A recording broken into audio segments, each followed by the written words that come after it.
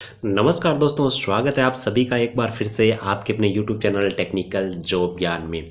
तो फ्रेंड्स, आज की इस वीडियो के अंदर मैं आपको बताऊंगा कि नॉर्मलाइजेशन का जो फॉर्मूला होता है, कौन सा फॉर्मूला होता है और उस फॉर्मूला को किस हिसाब से अप्लाई किया जाता है। यानी कि अपन ने कई बार देखा है, रेलवे से संबंधित जो एग्जाम होते हैं अक्सर उनके अंदर देखा जाता है कि कई बच्चे ऐसे होते हैं जिनका स्कोर तो कम होता है, लेकिन नॉर्मलाइजेशन होने के बाद में उनके जो नंबर होते हैं वो बहुत ज़्यादा बढ़ जाते हैं। ठीक है, कईयों के कम बढ़ते हैं और कईयों के ज़्यादा बढ़ते हैं। तो नंबर घटने और बढ़ने का क्या खेल होता है, नॉर्मलाइजेशन का फॉर्मूला किस हिसाब से अप्लाई किया जाता है, इसके बारे में आपको बताऊंगा। और वीडियो के लास्ट में यह भी बताऊंगा कि किसी के नंबर अगर बहुत ज्यादा बढ़ते हैं तो उनके पीछे वजह क्या होती है, किन के नंबर होते हैं वो अक्सर ज्यादा बढ़ते हैं।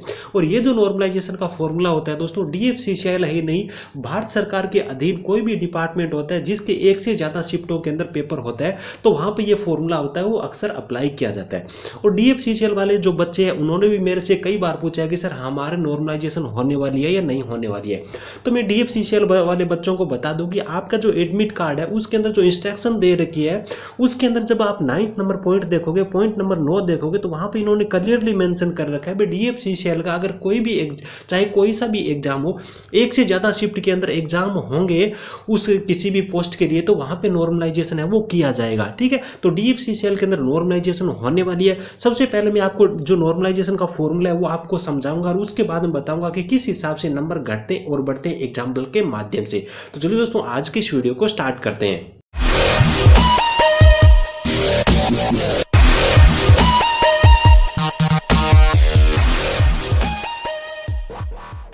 तो दोस्तों, नॉर्मलाइजेशन का ये लेटेस्ट फॉर्मूला है जो कि DFCCIL के अंदर भी इसी फॉर्मूले को अप्लाई किया जाएगा और DFCCIL के अंदर नॉर्मलाइजेशन होने वाली है। तो सबसे पहले अपन इस फॉर्मूले को समझ लेते हैं, उसके बाद में आगे की बात अपन करने वाले हैं।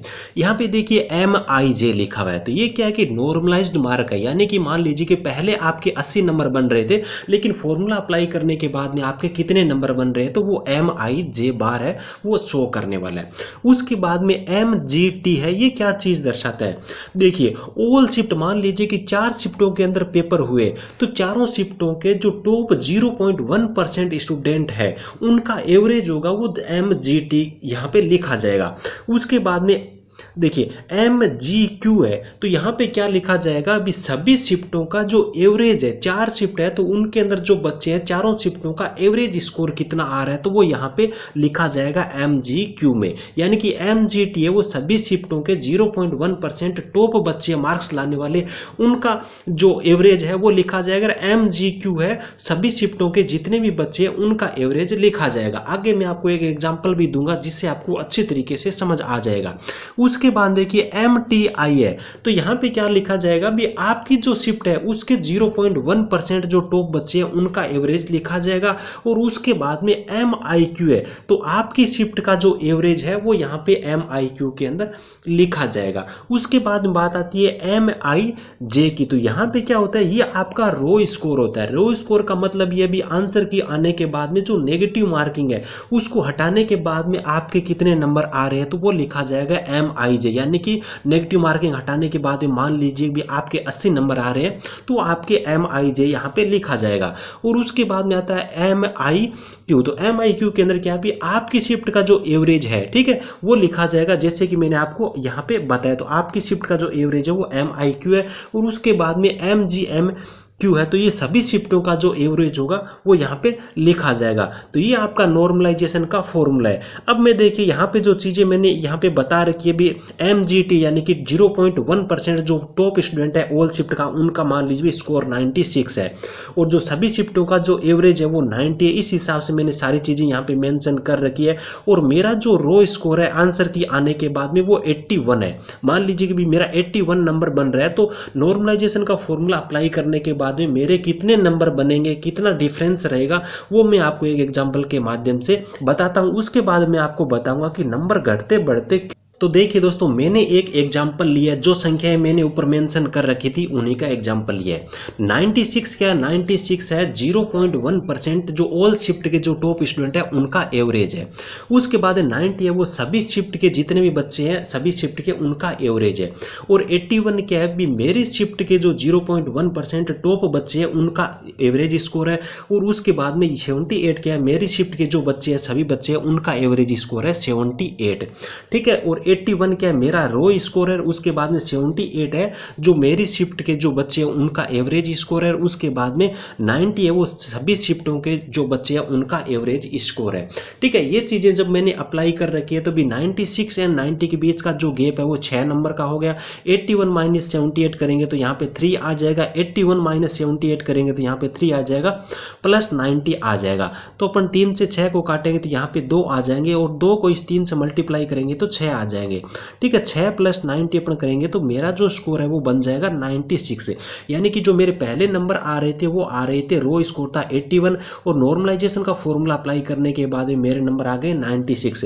यानी कि मुझे जो फायदा हुआ है, जो नंबर का डिफरेंस रहा है नॉर्मलाइजेशन करने के बाद में वो रहा है 15 नंबर का। तो ठीक है, इस हिसाब से नॉर्मलाइजेशन का फॉर्मूला अप्लाई किया जाता है और नंबर है वो इस हिसाब से नंबरों के अंदर फर्क पड़ता है। अब अपन बात कर लेते हैं, मैं आपको बताता हूं कि नॉर्मलाइजेशन का जो फॉर्मूला अप्लाई करने के बाद में किन के नंबर घटते हैं और किन के नंबर बढ़ते हैं। देखिए, नंबर आपके बढ़ेंगे कम और घटेंगे कब। ठीक है, यहाँ पे जब बड़ी संख्या आएगी तो नंबर आपके बढ़ेंगे और यहाँ पे छोटी संख्या आएगी तो आपके नंबर घटेंगे। तो इस संख्या पर किन किन चीज़ों का इफेक्ट पड़ सकता है यही जानना आपको जरूरी है। देखिए, सबसे पहले देखिए MIJ और MIQ इनके बीच में अंदर जो डिफरेंस है वो बहुत ज़्यादा रहेगा, तब ये जो स्कोर है MIJ का आपका बड़ा स्कोर होगा। यानी कि इसका मतलब क्या है कि MIJ आपका रो स्कोर है, ये आपका अगर बहुत ज़्यादा बड़ा होता है, MIQ आपकी शिफ्ट के जो बच्चे हैं उनका एवरेज स्कोर कम होता है। यानी कि आपकी शिफ्ट के जो बच्चे हैं उनसे आप अगर बड़ा गैप बना लेते हो तो आपका जो नॉर्मलाइजेशन होने के बाद नंबर होते हैं वो बढ़ने के चांसेस वहां पे ज्यादा रहते हैं। उसके बाद देखिए, अगर ये ऊपर वाली जो संख्या बड़ी रहेगी, नीचे वाली जो संख्या ये छोटी रहेगी, तब भी आपके जो नंबर है वो बढ़ने के चांसेस रहेंगे। यानी कि कहने का मतलब ये है कि ये जो शिफ्ट थी ऊपर वाली, जो दूसरे बच्चों की जो शिफ्ट थी वो शिफ्ट अगर सरल रहती है, यानी कि ये शिफ्ट अगर सरल रहेगी, आपकी शिफ्ट है वो टफ रहेगी। टफ रहने का मतलब है यहाँ पे नंबर है वो छोटे आएंगे और ऊपर वाली जो शिफ्ट है वो अगर सरल है तो वहां पे ऊपर बड़ी संख्या आ जाएगी। यानी कि दूसरे बच्चों की जो शिफ्ट हैं, जो उनका पेपर है वो अगर सरल आता है और ऊपर वाली संख्या बड़ी रहती है, आपका पेपर होता है वो टफ रहता है और आपकी संख्या नीचे छोटी रहेगी, तो आपके जो नंबर है नॉर्मलाइजेशन होने के बाद में बढ़ने के चांसेस रहेंगे। लेकिन ये जो फॉर्मूला है उसके अंदर कई बार दिक्कत आ जाती है, भी हार्ड शिफ्ट होती है उनके भी नंबर बढ़ जाते हैं, लेकिन जो मीडियम या फिर सरल शिफ्ट है उनके नंबर थोड़े से कम बढ़ते हैं। तो ये इस फॉर्मूले के अंदर एक प्रॉब्लम है। ये क्यों होता है? देखिए, ये होता है जो 0.1% जो टॉप बच्चे होते हैं उनकी वजह से भी। जो अलग अलग शिफ्टों के अंदर पेपर होंगे तो ऐसा तो कोई तरीका नहीं है भी जो 0.1% टॉप बच्चे वो चारों शिफ्टों के अंदर बराबर ही इंटेलिजेंट हो।